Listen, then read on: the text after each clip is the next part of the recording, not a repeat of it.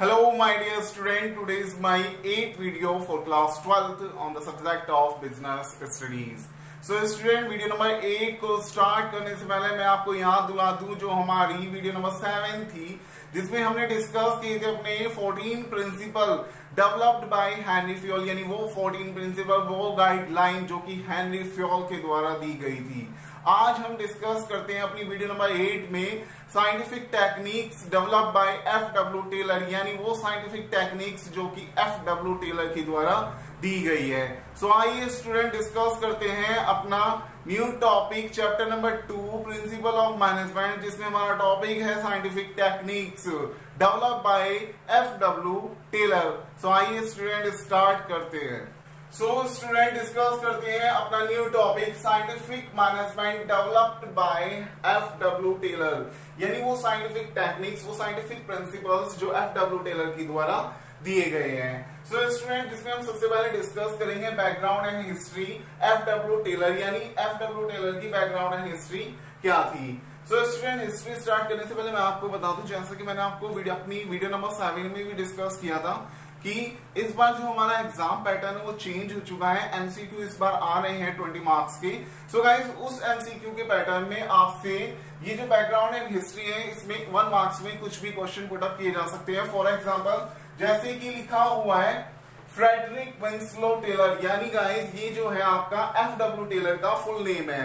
F.W.. Taylor का full name है Frederick Winslow Taylor. So guys ये आपको जो आपके बाहर से एग्जामिनर आते हैं प्रैक्टिकल में, जो आपको प्रोजेक्ट वर्क दिया जाता है उसमें भी आपसे पूछ लिया जाता है कि जो आपके एफ.डब्ल्यू. टेलर है उनका फुल नेम क्या है। सो गाइस ये आप नोट कर लेना, इसको बहुत ही ध्यान रखना कि Frederick Winslow Taylor F W. Taylor का फुल नेम है। उसके बाद आते हैं स्टूडेंट्स एफ.डब्ल्यू. टेलर का जो जन्म हुआ था वो हुआ था 1856 इन यूएसए, यानी 1856 में यूएसए में इनका जन्म हुआ था। 1878 में इन्होंने एक कंपनी ज्वाइन की थी जो कि एक स्टील कंपनी थी जिसका नाम था मिडवेल स्टील कंपनी। उसके बाद आते हैं डाइट, यानी जब इनकी मृत्यु हुई थी 21 मार्च यानी 21 मार्च 21 मार्च 1915, यानी 21 मार्च 1915 में इनकी डेथ हो गई थी। उसके बाद गाइस हम डिस्कस करते हैं मीनिंग डेफिनेशन, यानी जो हमारी साइंटिफिक मैनेजमेंट है उनका मीनिंग क्या है, उनकी डेफिनेशन क्या है। सो आइए स्टूडेंट डिस्कस करते हैं। Means knowing exactly what you want man to do and seeing that they do it in the best and cheapest way, यानी गाइस इसका मीन ये है कि आपको ये देखना होता है साइंटिफिक जो मैनेजमेंट है, जो साइंटिफिक टेक्निक है वो ये कहती है कि आपको कोई भी काम कराना होता है मैनेजमेंट में किसी भी वर्कर से, किसी भी एम्प्लॉय से, जो कि आपको देखना होता है कि क्या काम कराना है और वो एक तरह से एफिशिएंसी तरीके से कराना होता है। एफिशिएंसी का यहाँ पे मीन है कि जिसमें आपको ये देखना होता है कि क्या सबसे बेस्ट वे है, क्या सबसे बेस्ट मेथड है और चीपेस्ट वे, यानी जिसमें आप कम से कम अपनी कॉस्ट को यूज कर सको और रिसोर्सेज का आप अच्छे से यूज कर सको। सो गाइस यहाँ पे इसका मीन यही है कि आपको ये देखना होता है कि काम अच्छे से हो रहा है या नहीं हो रहा है, कॉस्ट आप कितनी यूज कर रहे हो, साथ ही साथ रिसोर्सेज का आप कैसे यूज कर रहे हो, ये इसकी डेफिनेशन में कहा गया है। अब बात करते हैं students scientific principles of management, यानी वो साइंटिफिक प्रिंसिपल जो एफ.डब्ल्यू. टेलर के द्वारा दिए गए थे, जिनका यूज करके हम एक तरह से मैनेजमेंट और साइंस को एक बनाते हैं। सो गाइस उसमें आते हैं सबसे पहले आपका फर्स्ट नंबर का है science not rule of thumb. So guys इस पे यहाँ इसका मीन है कि जो आपका साइंस है, विज्ञान है, वो क्या है, वो एक तरह से प्रैक्टिकली है, यानी विज्ञान आपका ये कहता है, साइंस आपका ये कहता है कि जिस तरह से आप साइंस को प्रूव करने के लिए एक्सपेरिमेंट करते हो, वैसे ही गाइस जो आपके प्रिंसिपल बनाए गए, यानी जो आपके 14 प्रिंसिपल है वो सिर्फ एक तरह से एक्सपेरिमेंट और काफी प्रूव करने के बाद बनाए गए। जैसे कि मैंने अपनी पहली वीडियो में आपको बताया था कि उसमें किसी भी तरह से ये नहीं है कि आपने वो एक ही दिन में बनाए हैं या फिर एक ही रात में बनाए हैं, वो काफी एक्सपेरिमेंट होने के बाद, काफी प्रूव होने के बाद उसके बाद वो बनाए गए हैं। फॉर एग्जाम्पल जैसे आपका फर्स्ट नंबर का प्रिंसिपल है division of work. So guys यहाँ पे साइंस यही कहता है science not rule of thumb, science ये नहीं है, विज्ञान ये नहीं कहता कि आपको अपनी चलानी है। फॉर एग्जाम्पल जैसे मैंने अभी बोला कि आपका जो फर्स्ट प्रिंसिपल है division of work. So guys यहाँ पे इसका ये मीन है कि डिवीजन ऑफ वर्क का मीन होता है कि कार्य को बांट दो, यानी कार्य का आपको क्या करना है, डिवाइडेशन करना है, डिवाइड कर देना है। सो ये जो आप कार्य को डिवाइड कर रहे हो ये आप अपने अकॉर्डिंग नहीं करना है आपको, ये आपको किसके अकॉर्डिंग करना है, ये आपको साइंस के अकॉर्डिंग करना है। फॉर एग्जाम्पल साइंस के अकॉर्डिंग किस तरीके से करना है, सपोज कीजिए आपको जो भी काम देना है किसी भी वर्कर्स को, किसी भी इंप्लॉइज को। सो गाइस सबसे पहले आपको ये देखना होगा कि इसकी नॉलेज, उसकी क्वालिफिकेशन, वो किस फील्ड में एक स्पेशल नॉलेज रखता है, उसके अकॉर्डिंगली आपको उसको वो वर्क प्रोवाइड कराना होगा। सो गाइस यहाँ पे क्या हुआ, यहाँ पे आपने क्या किया, एक तरह से एक्सपेरिमेंट किया। आपको पहले ये देखना होगा, ये प्रूव करना होगा कि वो जो बंदा है, जो वर्कर्स है, वो किस फील्ड में अपने आप को प्रूव कर सकता है, यानी किस फील्ड में वो एक नॉलेज रखता है, उसके अकॉर्डिंगली आपको उसको वर्क प्रोवाइड कराना होगा, यानी उसी के अकॉर्डिंग आपको क्या करना होगा, डिवीजन ऑफ वर्क वहां पे फॉलो करना होगा। सो गाइस यहाँ पे साइंस यही कहता है कि आपको अपने अकॉर्डिंग नहीं चलना है कि मैंने ये बोल दिया तो इस तरीके से काम होगा, नहीं। साइंस ये कहता है जो प्रूव हुआ है, जिसपे आपने एक्सपेरिमेंट किया है, जो एक तरह से सिद्ध हुआ है, उसी के अकॉर्डिंग आपको काम करना है, अपने अकॉर्डिंग आपको कोई भी काम नहीं करना है।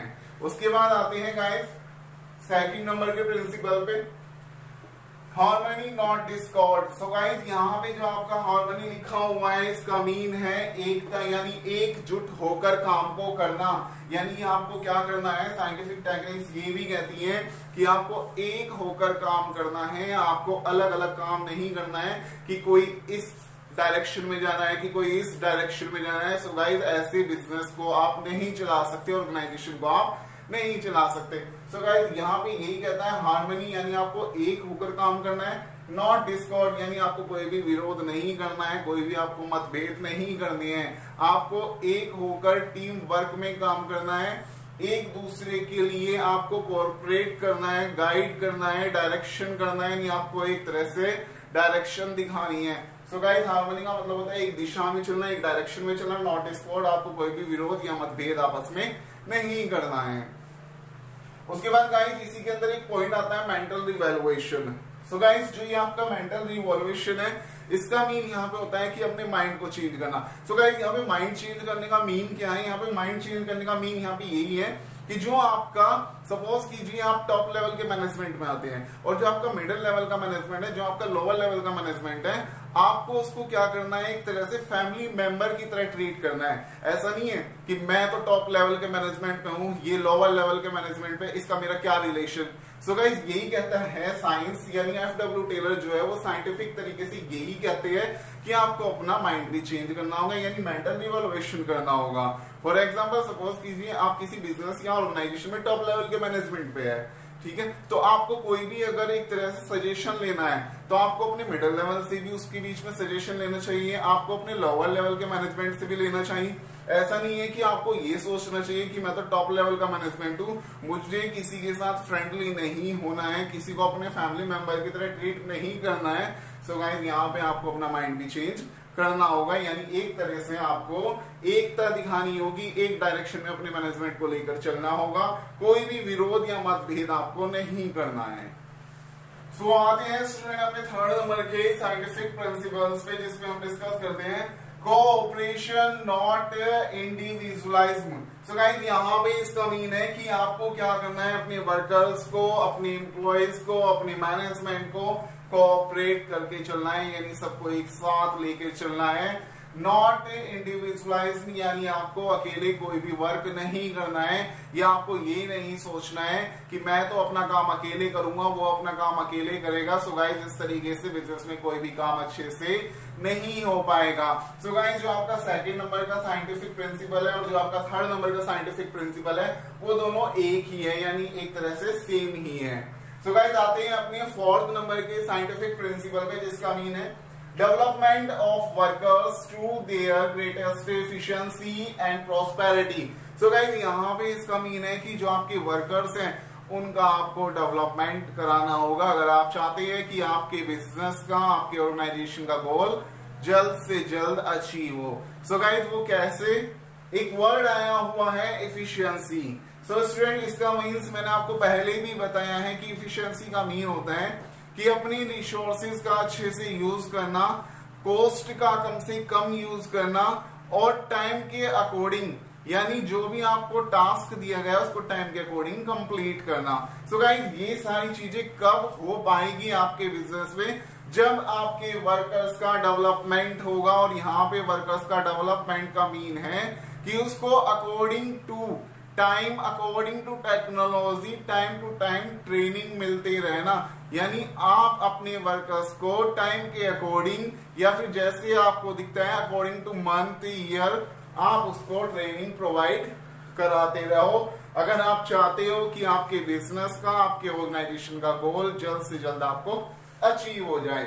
इससे गाइस क्या होगा, एक तो आपके बिजनेस में जितने भी वर्क होते हैं वो सिस्टमैटिक तरीके से चलते रहेंगे, उनको पता लगता रहेगा कि इस टाइम मार्केट में क्या चल रहा है, या क्या न्यू टेक्नोलॉजी किस तरीके से यूज हो रही है, किस तरह से बिजनेस को रन करना है, क्या मार्केट में न्यू कंडीशन अप्लाई हो रही है, किस तरीके से सारा एक तरह से वर्क चल रहा है। तो उसके लिए आपको अपने वर्कर्स को टाइम के अकॉर्डिंग ट्रेनिंग प्रोवाइड करानी है। सो स्टूडेंट ये तो हो गए हमारे साइंटिफिक प्रिंसिपल्स ऑफ मैनेजमेंट, जो कि FW टेलर के द्वारा दिए गए थे, जो कि सिर्फ 4 आपके साइंटिफिक प्रिंसिपल थे, जो बहुत ही इजी थे। ये हमने अपना टॉपिक कंप्लीट कर लिया है।